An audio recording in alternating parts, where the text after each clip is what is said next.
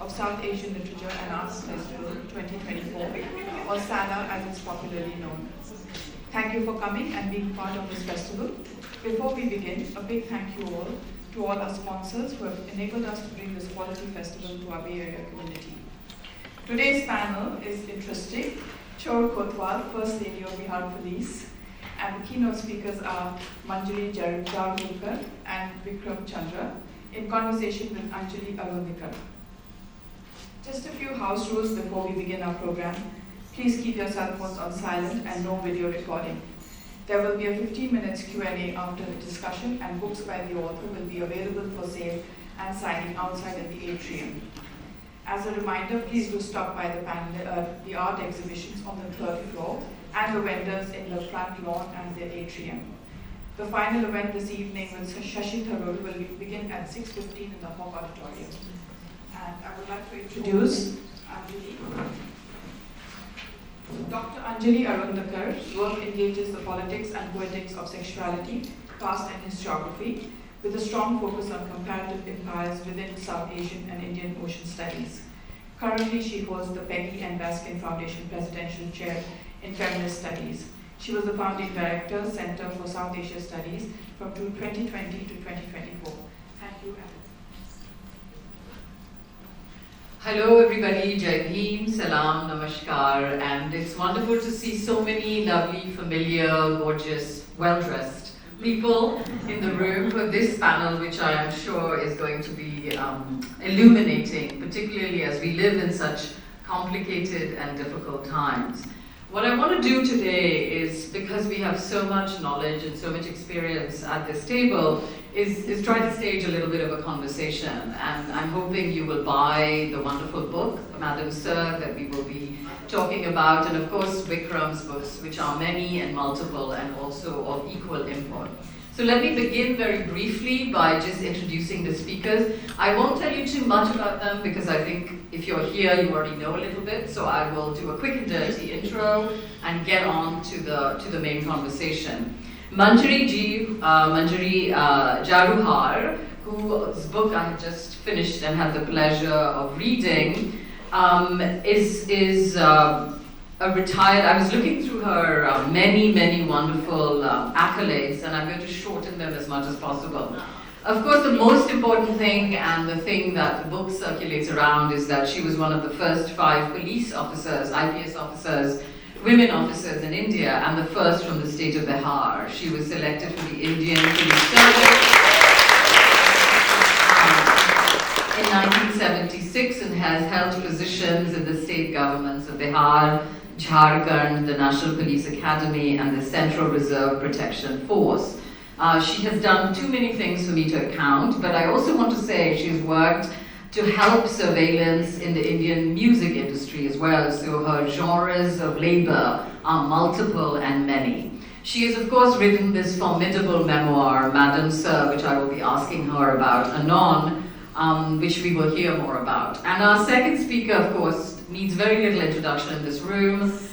He is a comrade, a teaching professor, an incredible novelist, and has, again, also too many skills to narrate. But of course, he is also on this panel for reasons that many of you know, because he has written, amongst many of his novels, a wonderful novel, Sacred Games, in 2006, which was made into actually not a terrible series, which is quite a skill, given that series always disappoint when books are formidable. So we will be engaging with Vikram, and I'm hoping Vikram and Manjari ji can also talk to each other about what we understand by policing, what are the challenges of policing, what are the complications and paradoxes of thinking about policing and injustice and justice in this particular time. So if I may, Manjari ji, I'll start with you. As I said, your book is a searing and illuminating memoir of your challenges, successes, struggles. So I wanted to start with a very, very simple question. Why Madam Sir? I mean, you talk about it in the book, but not everybody has read it. I'm a scholar of gender and sexuality, so for me that would be, what kids want to be called today. They want to be non-binary, they want to be... So if you could say a little bit about your why Madam Sir, and also why you wrote the book. I mean, I understand you had to be pushed into writing it a little bit. Let's start with that. Thank you. Thank you so much. Thank you, Sala, for inviting me today. And I'm really honored to be with all of you. And I get a chance to speak to this august audience. I wrote the book actually 13 years after my retirement. And it was only because of my brother who insisted that I should say my story. And my two children, my two boys, who felt that I had a story which I must share, and perhaps this can be an inspiration for others. So in the dedication of the book I've written to women who refuse to be fettered and who have the self-belief that they will find a path or make one. And that exactly is my story. That is what I have written about. And while we go through, when we go through this panel today, we have many, many more things to share. But when I joined Bihar Police and I joined in 1976, I'm sure many in the audience who was not even born, I met this person from Jharkhand and he says that when I was SP, he was not even there. So 1976, when I joined the Bihar Police, and when I arrived in Bihar, in a khaki uniform with a pea cap and khaki pant, shirt, shining shoes with a belt and everything. It must have been a sore sight for people to see me. And they couldn't believe that there is some apparition coming. And when I reported to the DG's office, I quickly walked up the steps. But when I came out of the DG's office, there were hundreds of pairs of eyes from every window, every balcony watching me. So the question you asked me, why Madam Sir? In the police when I joined, everybody was sir. There was no woman. There were not even women constables in those days. I mean, today if you go on the street in Bihar also or Delhi, there'll be traffic constables, there will be sub-inspectors doing patrolling, there'll be a DSP, there'll be so many ranks. But they had never seen anybody. So the subordinates had a habit of saying sir for everything. If you ask them anything for the word yes, it was sir. Sir, sir. If you rang up anybody, sir. So they started calling me sir. But you can see that I'm very feminine, and in the evening that I would We are very grateful for that. So in the evening, if I was in a sari and going around for some police station work, etc., they would suddenly get up and they thought that something wrong had happened, that a woman had come to a police station. In India, if I ever asked any of my sisters or cousins to go to a police station, they would be horrified why I was suggesting that. But this is the way it was in those days. So then they must have realized that something is wrong. अपने आप वो समझने लगे कि कुछ गलत हो रहा है. And they added this word madam. So it became Madam Sir. So after when I started writing my book and I said it's my brother who was persuading me, he selected this title. He says he's my youngest in the family. There's a difference of 14 years between me and my brother. He was a kid. So he says he was fascinated by this word madam and sir. Why are they calling me Madam Sir when he was in the house? So this is the way this word stuck.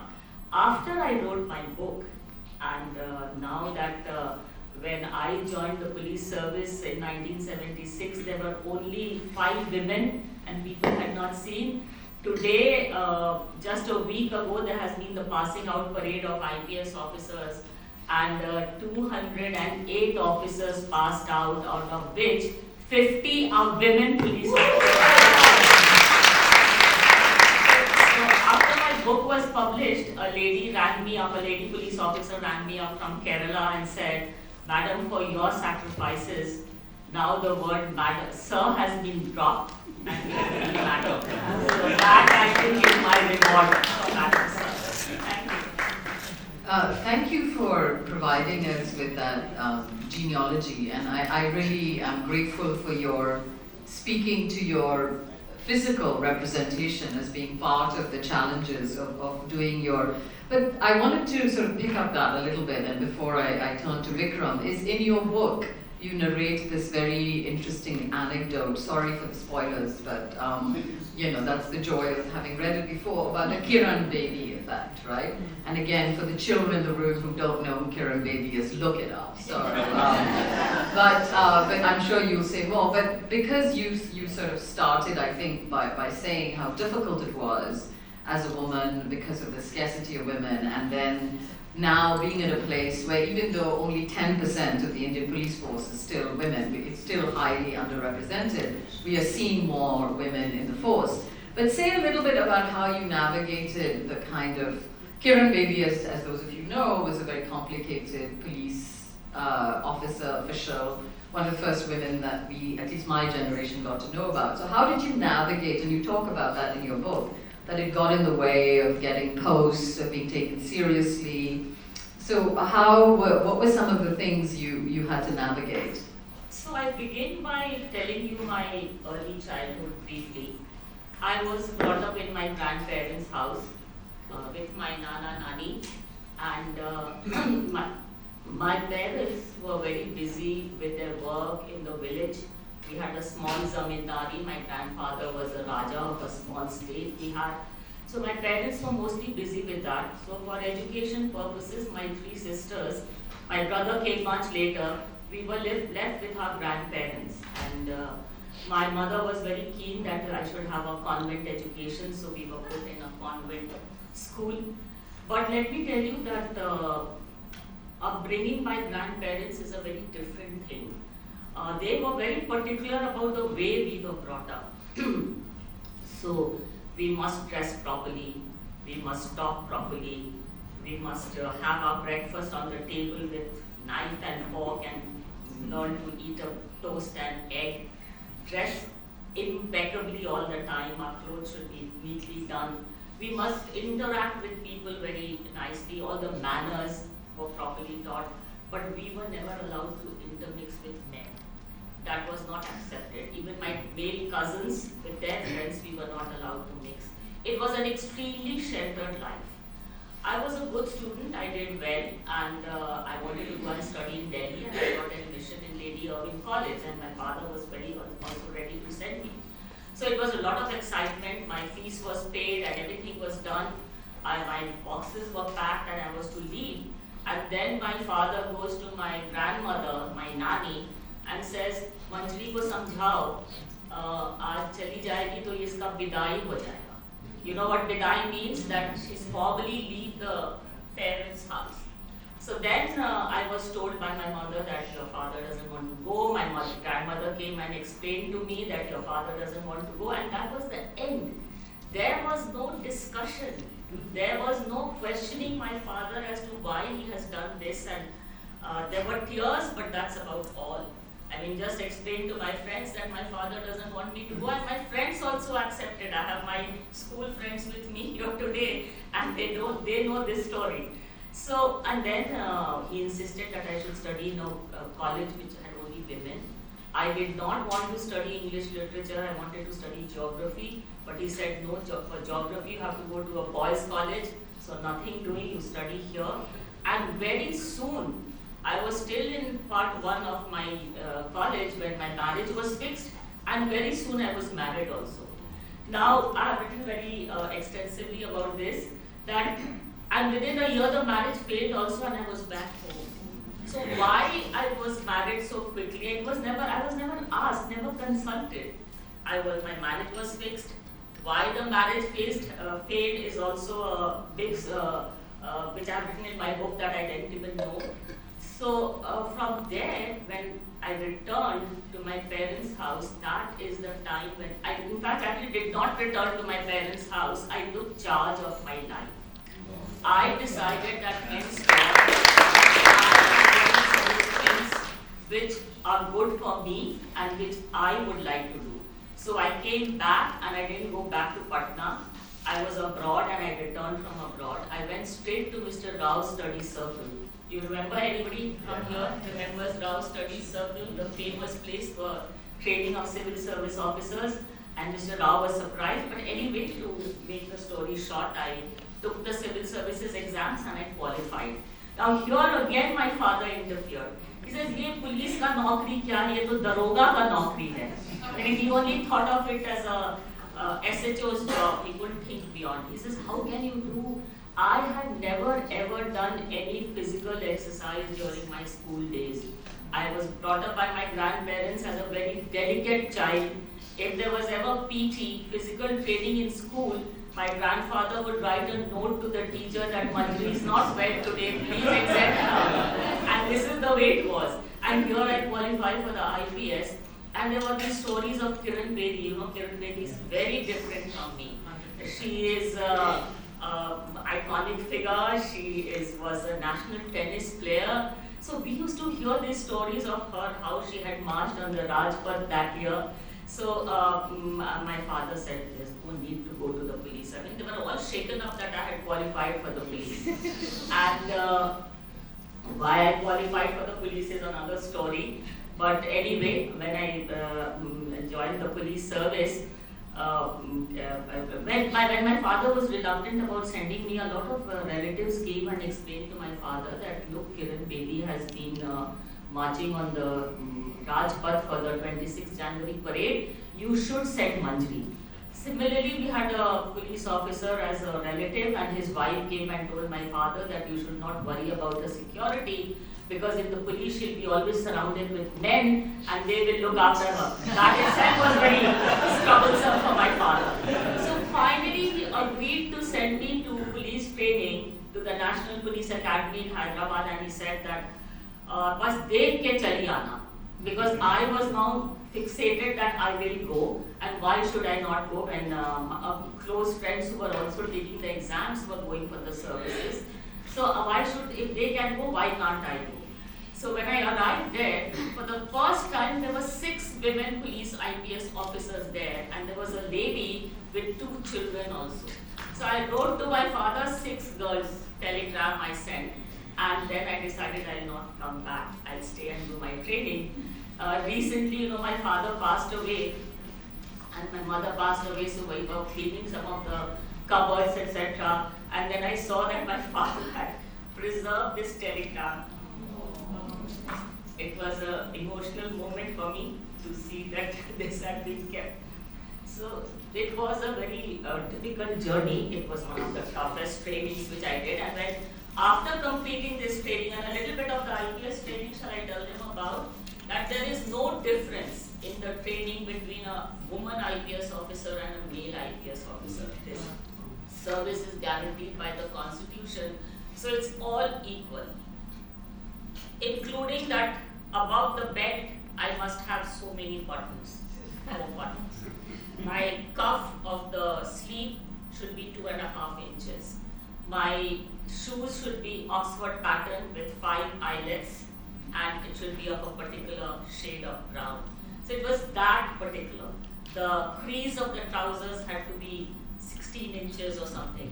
So there is no difference. Okay, this is about the uniform, but the entire training process from morning 6 o'clock, when you asked to fall under the parade ground, and you start by doing 6 rounds of the parade ground. And then there is parade with firearms on your in your hands. And then after this is over, the whole day you have indoor subjects like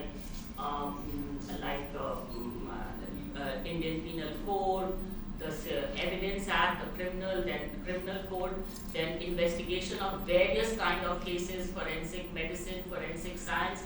Afternoon is taken up by all kinds of horse riding, jeep driving, motor training, and then finally in the evening you have a whole lot of guest lectures. So you finish only by 9:30, 10. And I don't know from where I got all the strength to do this training. It's extremely challenging. But let me share with you something very interesting, Vikram, that if my legs were swollen and my shoulder was blue and black because of the recoil of the 303 firing, the men were also suffering like that. In the IPS training, in the IPS, to qualify for the IPS, there is no physical fitness. There is just bronze. The exam is only about your studies. It has nothing to do with your physical fitness. So if my legs were swollen or my knees were hurting, the men had also just studied and come, so they were equally bad. So we all took consolation from that, okay, if he's like this, I can also do it. So that was the training. And then Kiran Bedi has been, I tell Madam Kiran Bedi, we interact, she's a good friend. I tell her that if you had not been there, I don't think I would have been in the IPS. Because that clincher was that Kiran Bedi is marching on the Rajpath and you should also come. And when I arrived in Bihar, after doing this treacherous training, as I would say, 6 lady IPS officers were trained and 6 officers went to Bihar, allotted to Bihar cadre, 5 men and 1 me. The DG did not bother to look at me. I went and when you are leaving the academy to arrive in your state, 100 times you are trained how to enter the DG's room and execute a smart salute. Okay? So I entered this room and I'm standing there and he's looking into his eye. I'm standing there for a few seconds, he didn't look up, and when he looked up, he says, "Oh, you've come. But this is not Kiran Bedi's place. Kiran Bedi is in Delhi. I have asked for her file, and once her file comes, then only will I do your posting." And then I was dismissed. My other batchmates were given their training assignments that same day, but I was asked to wait. So that struggle started from there, always being pushed back, not wanted in the state. Thank you. That's, I think it's familiar to us, to many of us who have fought gender oppression, but obviously your story is even more inspiring given the clearly the physical challenges out of which you still look fabulous and the men look terrible. But now I do need to turn to Vikram on that note. But I think Vikram, I'm very grateful for Manjari ji's introduction because it allows me to ask you to say a little bit more about, I know many of you have read Sacred Games, and of course, who can forget Guy Tonde and Sartaj Singh. I wanted you to say a little bit because it's in the 80s, so, and Manjari ji is also, you're physically working. And we'll get to, Operation Ganga Jal and all that in a minute. No, but I think it converges well with Vikram's writing. So say a little bit more. Your writing, what made you not do this? It's not a Chor police binary thriller, right? We know that. So what made you think about a protagonist like Sartaj, and why the police, and why in a place like Bombay? Because he's not an IPS officer. He is a working police officer who's sick. At a time when, like gender, being a Sikh is a particular kind of minoritization. Yeah. So, as a fiction writer and reader, I've always loved detective stories, police stories, anything crime in general, noir. Right? And so I finished my first novel and I thought I would try out short stories. So that book became an experiment in trying to write stories in forms that I love, right? So I had a ghost story, which I loved. I had one, ladies in drawing rooms in South Bombay, very snobbish, right? And there's a very, old money versus new money kind of thing. And then I said, I want to write a story with a policeman in it. So that's when Sartaj Singh just suddenly appeared in my head, as they do. And then, at that point, I started to go and meet policemen in Bombay. And I would just walk into a station with my friend of mine and just talk to people. So at that point, at least, it was very hard for me to get to IPS. I talked to a couple of people. I met Rakesh Maria at that time because my brother-in-law, who's a filmmaker, knew him. So people who would talk more freely to me were the inspectors and the constable. And I always when, I don't know where this comes from, when Sartaj appeared, I knew that he was not an IPS guy. And his father was an actual constable, right? And so that's where it started. And so then the other thing that was happening at the time, as many of you will know, is that those were the heydays of extortion of the film industry. Right. Yes. And so Like I said, except for my father, we're all in the business one way or the other. My mother is Vikram Chandra, who's a screenwriter. One of my sisters is Anjali Chandra, who's a screenwriter and director. And the other sister is Anupma Chopra, who had film. I mean, she's just done Hollywood Reporter. She's joined them as of last month. Vidhu Vinod Chopra is Anu's husband. And Vidhu and I met first because I worked on a film script with him, a couple of them. And so at some point, the way it works in Bombay with the film industry is that you would get a call, and they knew, your film is releasing in 6 months or whatever, and they would tell you, so and so bhai sir ki itne crore, itni peti aa jani chahiye, right? And then you were, supposed to bargain with them. You would say, well, I'm a poor man, sir. How can I take this much? And so if you refused, there were serious people. They would come and threaten you, and then they would try and shoot you. And a couple of people that I knew, one of them got shot and barely escaped with his life. And then suddenly, so Vinod said, no, I'm not going to pay. So then for the next couple of years, they spent, every time he went out of the house, there would be a jeep behind him with armed policemen. Right? And so I was like, what is happening? So I just wanted to understand this.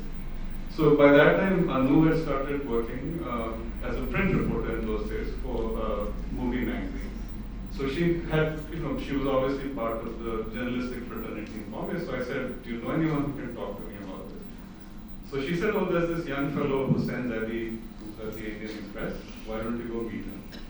So, and since Eddie, some of you have read his work, he wrote, his first book was Black Friday, called The Bomb Blast, which was made into a movie directed by Anurag Kashyap.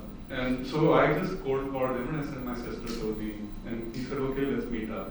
And we met up and I became very good friends with him. So the Sacred Games, the book is dedicated to 2 people and one of them is him. And without him, I could never have entered that world, right? Because he had all these people on speed dial, policemen, the quote-unquote bad guys, very bad guys. Police reporter. Yeah, so his crime beat. Crime beat. That was his thing, and so he led me to this world, and through him, I was able to connect with many people, and then it was a network effect, right? Like, so I would meet one officer, and at the end of the conversation, I would say, do you think I should talk to anybody else? And they would tell so and so. And then again, like most of the time when I write, once I finish writing the book, the characters are gone. But Sartaj Singh stayed with me. I don't know why. So then he reappeared, and the reason for the other thing was that when I started, I thought it would be a 250-page thriller kind of dead body at the beginning, and by the end of it, you know who the dead body is. But once I started thinking about this, then I started to talk to people, and what I had always understood, but not in relation to the book I was writing, was that obviously there between the local mafia and the political structure, there is a connection, right? There's a kind of exchange of stuff. And then I realized that if you were going to talk about power in today's India, even back in the 1990s, 80s and 90s, you have to talk about religion and the uses of religion, right? In these political structures. And then I was talking to a senior police officer in Bombay, and I was like, again, what is that? And he said, Vikram, you'll never understand the full length of it unless you go to Delhi and talk to X and Y. And those were people in the intelligence agencies, right? Because at the high level, as you know, not just from the book, but from many other sources, the local, in this in that world of big level crime and organized crime, the intelligence agencies use these people, right, across border, and famously Dawood and is used by ISI for the bomb blasts, right? So then again through these connections, because of course they would have never even listened for one moment to me, he made a call, and then somebody sat down with me in Delhi and talked, right? So that's how the book kept getting bigger and bigger and bigger. I think that's, I mean, as someone who's read your book now, I think a couple of times, I think that genealogy is helpful to see.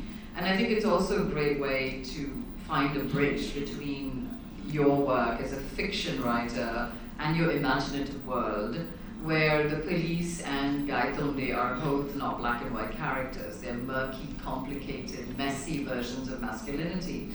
But I wanted to, in preparing for this, I had the pleasure of listening to a lot of interviews that both of you have done, and so I got to hear anecdotes that may or may not have appeared in your book. Or so one of the things I noticed you had said, or you were asked, was that, you know, in Bombay there is a senior policeman told you there's no such thing as a clean policeman. Yeah. If he's clean, he's not very efficient. Now I'm reading this.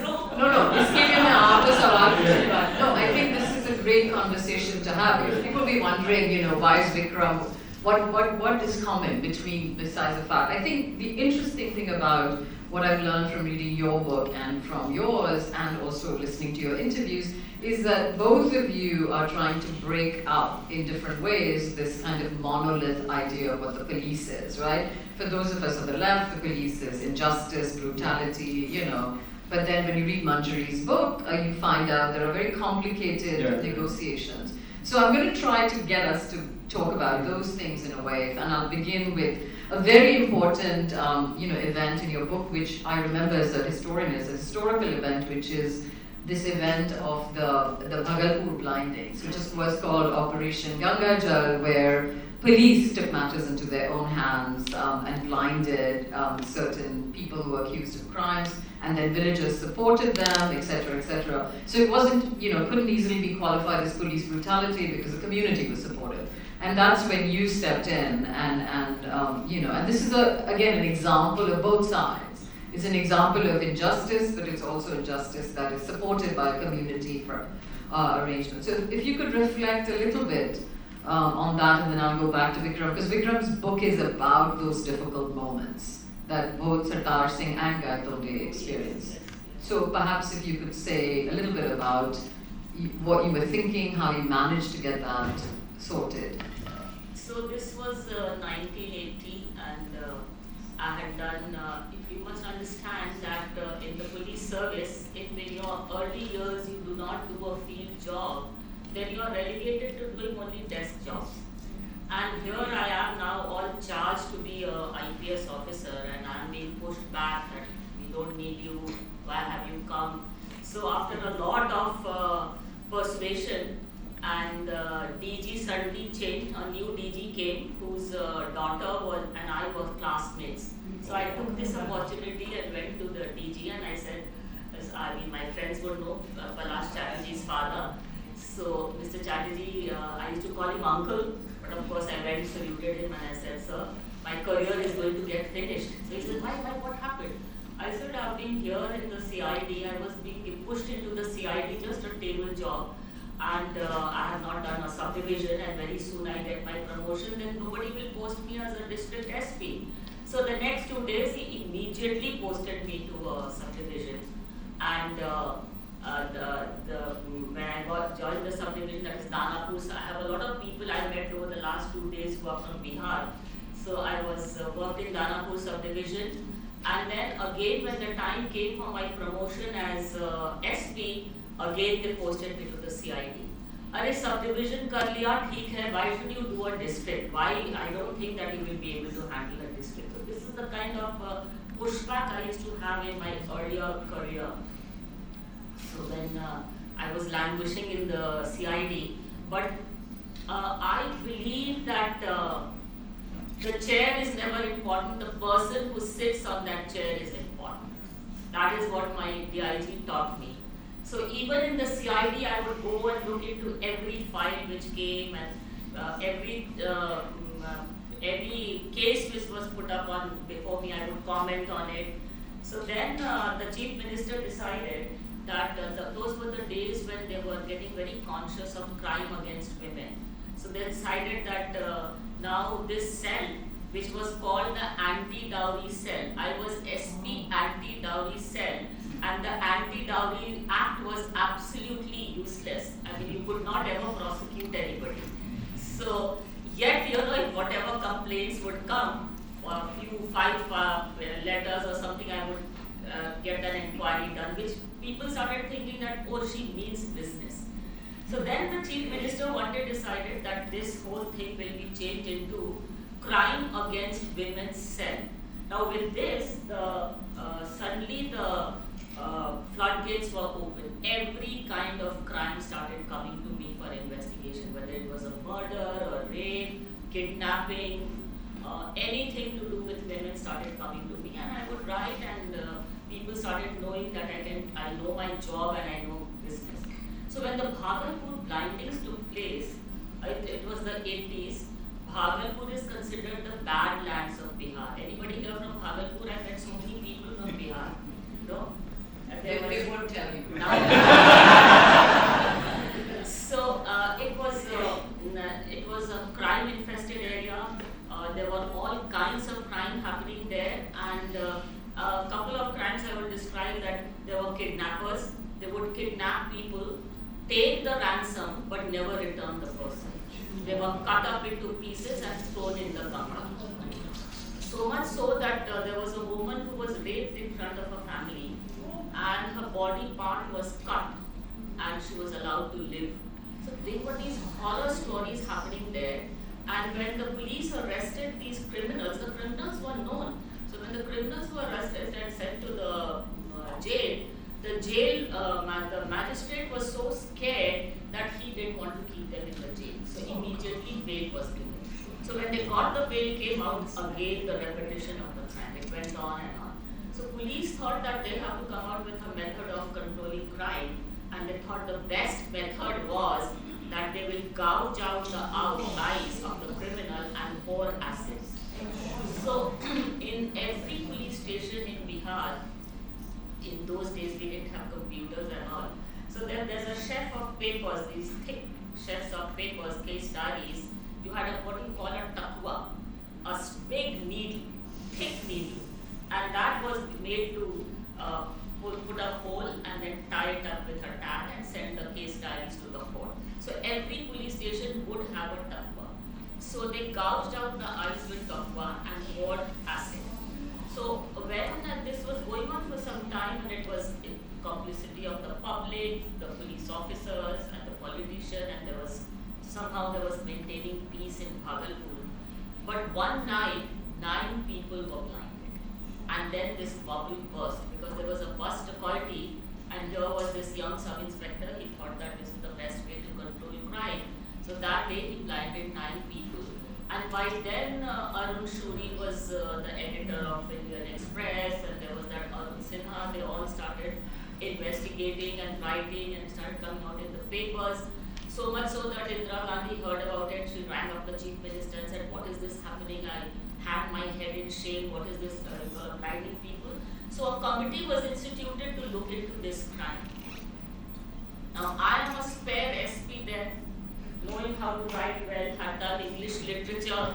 So and I say that no education in life ever gets wasted. So they knew I had good writing skills, so I was drafted into this committee with a senior DIG, a very senior and a respected senior police officer, and myself as a junior person in that committee. So when we arrived on a helicopter in Bhagalpur, the entire airport, there were people shouting slogans. So we didn't know what was happening. Then we realized that they were shouting slogans against us. Oh.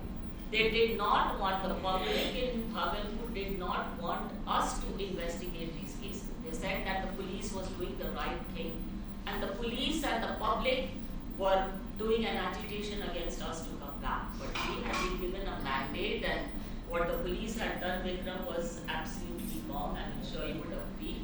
And we could not, the police did never condone crime of this level. So this inquiry committee, we started work. Now here is the dilemma of a young police officer.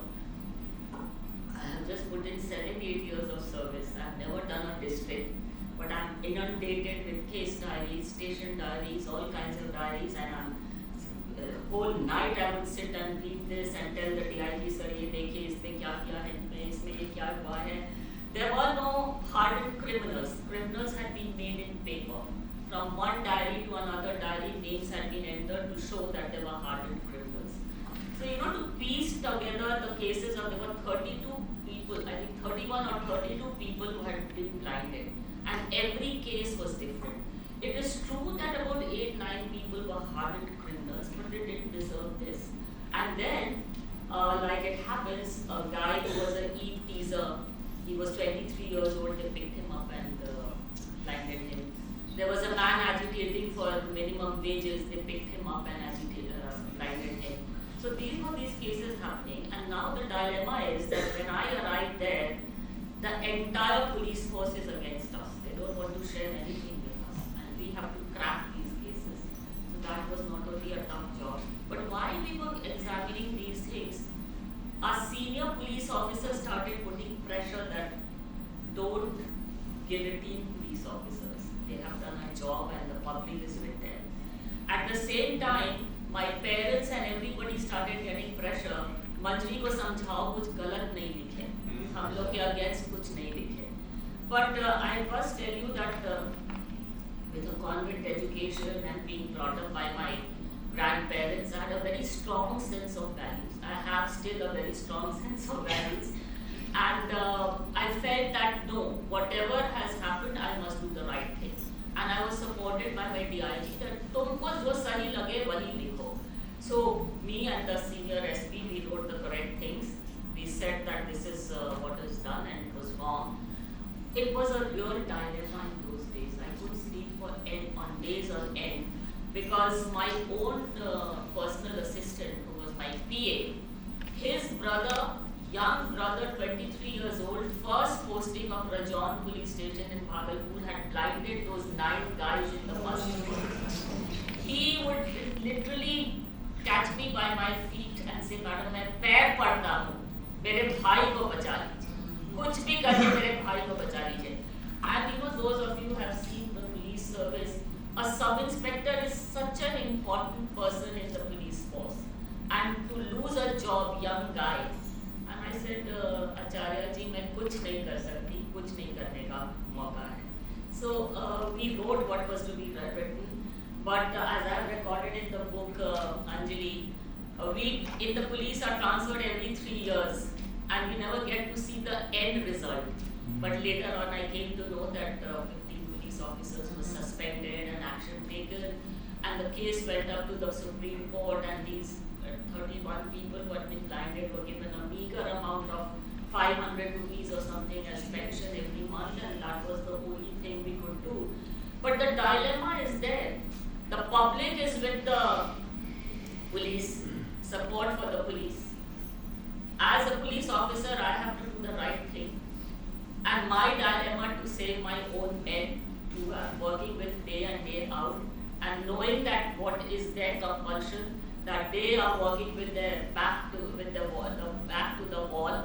People are expecting them to solve crime, and they are catching people and sending them to the courts. The courts are releasing them the next day. This is a real dilemma which every police officer faces.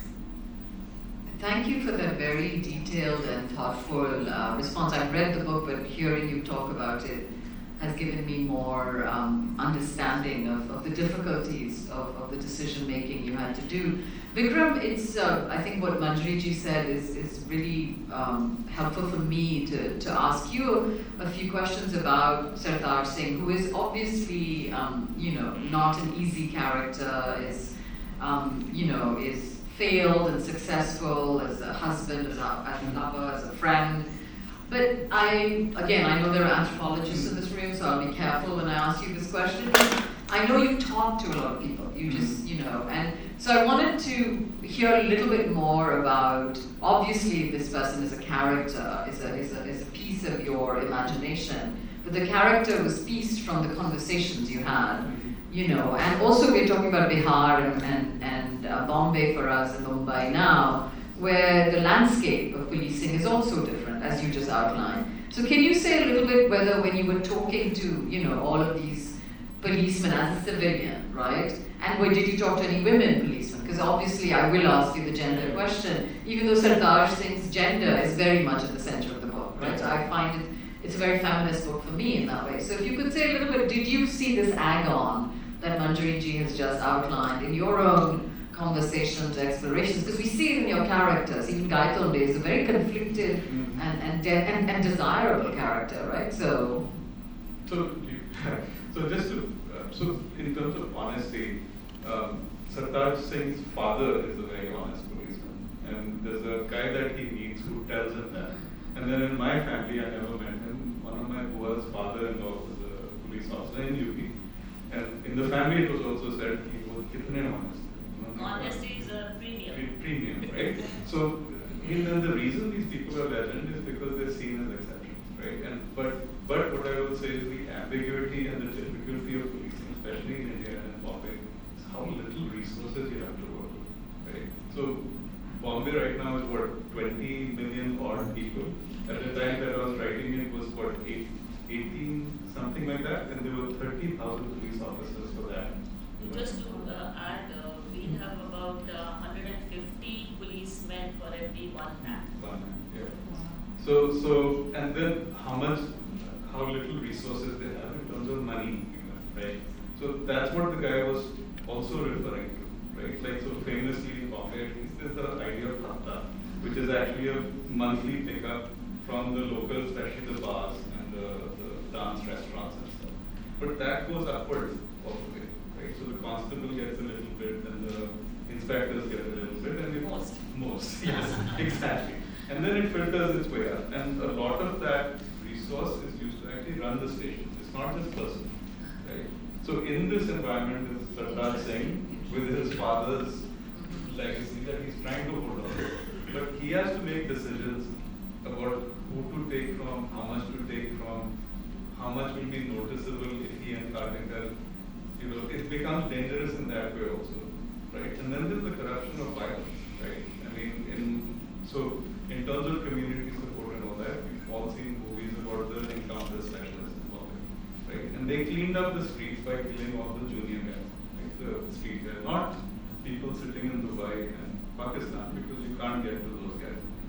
And over the years, as their careers and lives have progressed, I mean, again, this has been in movies, they've gotten corrupt, right? Because of the power and their links with, and so also the way that you find the guy that you want to encounter is by having some sort of relationship with other people in that world, right? And then you have to give those guys leeway, right? It's what they told me. And then also then there's the temptation of money, right, along the way. So all of these threads was what I was encountering and what all these people that I met talked about. Yeah, just share one thing about this lack of resources. A very sad story. I mean, how police are stressed because they have no money in the police station to run a police station. So then, they are collecting money from the public, extorting money, and running the police station. I was a young ASP, and one day I arrived at the police station, and this police station is typical. It had a long veranda, and at the end of the veranda, I see a person in a white, not a person, I see a bundle in a white, dirty white cotton chadar. So I was doing my work in the police station. I didn't give any attention to that person. And then suddenly when I was leaving the police station, I asked, "Kaun hai? Kya ho raha hai wahan? What is that?" I thought maybe it's some bundle kept there. Oh, madam, wo aayi hai, koi gaon se aayi hai. Kaun hai bhai? Dekho. Then I walked up to her in that corner, and I pulled her chadar, and she got up with a start, very embarrassed, and said, "Kya hai? Aap kyun baithe hain yahan?" She says कि मैं सुबह से यहाँ बैठी हूँ, मेरे बेटे का किडनैपिंग हो गया है, मर्डर हो गया है, मेरा केस नहीं दे रहा है. Officer in charge is not taking her case. She's sitting there with her kidnapped son, whom she suspects has been murdered. She's sitting in that corner, and because the ASP is in the police station, she's hiding. And I'm shocked, and I turned to the officer in charge कि क्या कर रहे हैं आप? क्यों नहीं case दे रहे हैं? मैडम पेपर नहीं है. पेपर खरीदने के लिए आदमी भेजना है to buy the paper. I mean, I'm horrified. I don't know, you just don't know what to say in a situation like that. Should I get angry at him? Should I take out some money and give it to him? Or how do I deal with it? Of course, I got angry with him because I said अगर वो लड़की नहीं होती, वो lady नहीं होती तो आप पैसा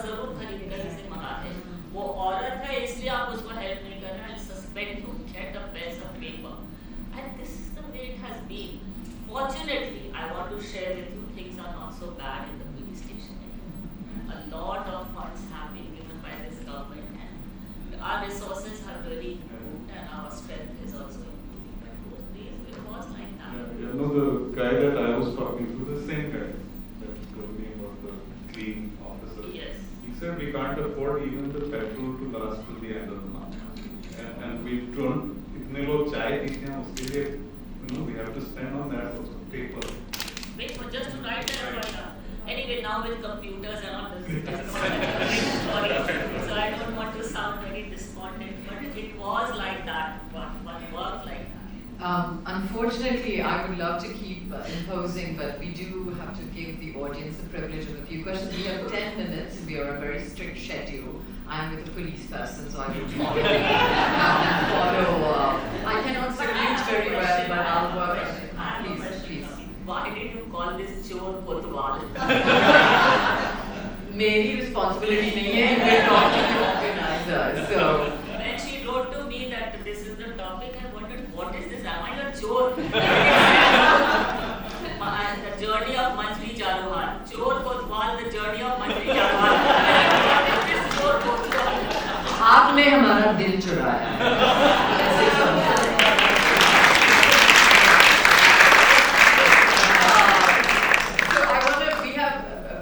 Mindful that Manjari will sign books and you have a chance to interact, and Vikram is, going to be here as well for the rest of the day. So if you have questions, please raise your hand. Remember, it's a question, not a rambling comment, so let's try to keep it brief. Yes, please tell us your name and ask your question. Hi, my name is Monica. Hang on.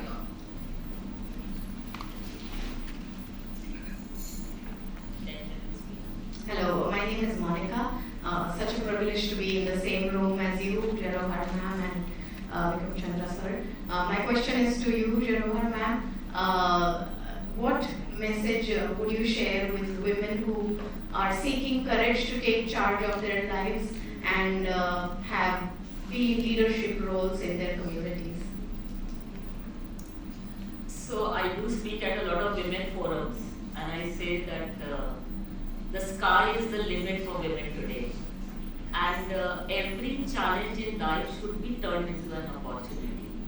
But before you turn that into an opportunity, you have to develop yourself. It cannot be that you don't know your work, you are not dedicated to your work, and you want to reach the top. That cannot happen. So in my own career, I had to learn and relearn very often. I was selected to the National Police Academy to train IPS officers. So can you imagine, where I have been trained and struggled, I'm suddenly selected to train IPS officers.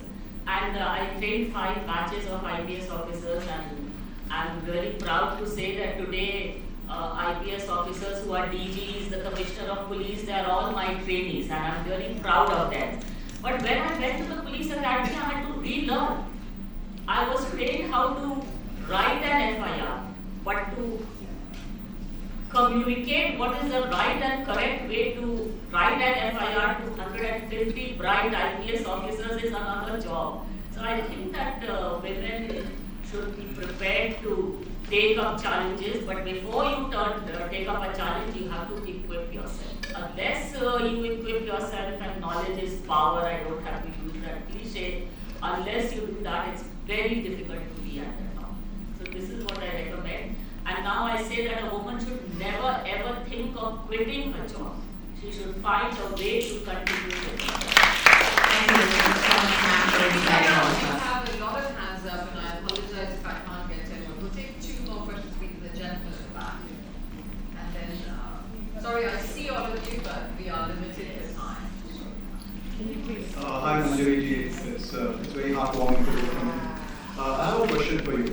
So I've seen recently that there are a lot of cases that are going from the police to the CBI, right? So let's just take the Kolkata rape case. Right? Let's say you're the police officer and they gave that case to the CBI. What would your thoughts be? I would cooperate with the police officers in the CBI to reach the truth. I would not be at cross ends with them. Because what is the ultimate goal, whether it is a police officer in the state doing the investigation or the CBI, we want to know the truth. We want to catch the culprit. So I don't see that there is any dissonance. I feel that we can work together. Right. Unfortunately, this is not happening today. Yeah. That is why would it need to go from you to them? Do you not have the capability to get to the solution? And if let's say I'm a poor girl in the village, and I go to the police and they don't take my case, I can't tell them, hey, can you call the CBI, right? So don't you think that the police should solve it across the board versus, giving it across? No, I think you are mixing up two things. This particular case which you mentioned first is in the state government of Bengal, and it has become a very controversial case. Now, I don't want to comment on it because if you want, we can have a separate discussion. Sure. The other case of which you are talking about, a woman in a village going to a police station and the police officer not listening, she should not give up. She should go to the next higher rank. There are ranks in the police. If the station officer doesn't listen, she should go to the next rank. That is the only remedy available. Thank you. Over here, yeah. I have a question. Just 1 minute, we'll give you the mic, sorry, just so that everyone can have the pleasure of listening. My name is Radhika. I have a question. Nowadays, on OTT, like Delhi Crime now, there are a lot of women police officers. Yes, Delhi Crime is yes. And so has it made an impact that more women are joining the force and really it's a positive impact? And is it shown truthfully, one never knows. I think this has had a good impact, and women in India are becoming aspirational. And this government and the previous government has made reservation for women in the lower ranks, not in the IPS, but in all the other ranks we have a 33% reservation. But unfortunately, the numbers are not very encouraging. Like the paramilitary forces, we have 33% reservation, and I've worked for many years with the paramilitary forces. We have 33% reservation, we have 45 lakh strength of all the paramilitary forces. But the strength of the women, unfortunately, is only 10%, 45,000, and that also with so much of effort being made. So now even ITBP, where the deployment starts from 10,000 feet and above, the government has allowed women to come. In the CISF, where I worked for many years, we need the women in large numbers because they are deployed at all the airports, all the metro stations, and in India, no woman can be frisked by a man. So we need more and more women, but yes, it is a challenge. And I think that with more women IPS officers coming into the service, we are encouraging more women to join the police force because we are at the cutting edge. When you are a district SP, recruitment is in your hands. So you can encourage more women to come. So it's a significant thing which has to be done. I would add that we also need to do better with Lalit Jaruhar. Yes, still, yes. I mean, you were fortunate enough to have a background which Yes. allowed you, but as someone who's caste oppressed, I would see that that would also be something we would like. Let's take one more question and then we will call it a day. My name is Aarti. I'm really inspired by you, Manjari. I must say that although my question is for Mr. Chandra today, I really enjoyed reading Sacred Dreams, and I have two very small questions. One, you talked about the length of the book, and somewhere towards the end of the book, I felt that it felt a bit rushed somewhere, as if you were trying to count the number of pages or something. Maybe I'm wrong. So, did you ever? I've never read a dissertation. So, definitely one of the longest books in the market for sure.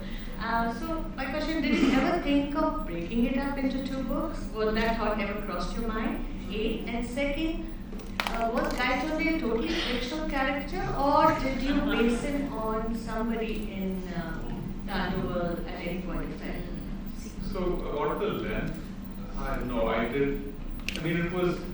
I tried to find the right rhythm in the length. The story wants to be a certain length, right? And so that's what it becomes. It sounds very mystical, but the story is not completely in the control of the writer. Right? It becomes what it wants to become. There are market forces from outside, right? They tell you, your publisher says, okay, this is too long, that kind of thing. But I have, at my point in the career, I have the ability to say no, I'm not going to.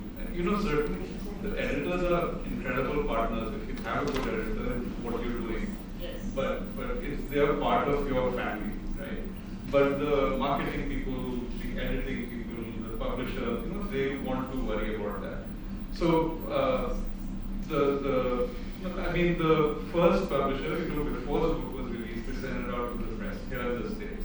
And they did a lovely box set in which it was divided into 5 parts. So just because it becomes easier to carry on, so I said, why don't you guys do this? For the entire thing. But they didn't want to do that because again, it's money, right? People produce. And as I said, it was lovely because the spines of the book had art that went across the whole 5 things, right? But when they republished it at the time the series was coming out, Penguin in India divided it into 2 chapters. But in my head, it was always a complete story, right? And I tried so also as a writer, one thing looseness anyway you don't want. So I tried very hard with a couple of other people just to find any loose parts and cut them off. Because you don't want that. That's aesthetically bad, right? And I couldn't. I mean, what you see in the book is something that I didn't want. I mean, what I wanted, right? What I felt was necessary. So then, wait, what was Both guys are big leads. He's again a mix, right? Of Must be many. Many people. And I mean, people always want to make a one-to-one association, but that wasn't the case, right? Yeah. So also, I mean, we're running out of time. I'll just say one thing more. The people in the film industry have faced this question where certain people, the big time guys, have recognized their own life. So I know somebody who got a call from Dubai. "Tumne meri life bana diya, mera cut On that promising note, I have not received my card, but thank you everybody and a big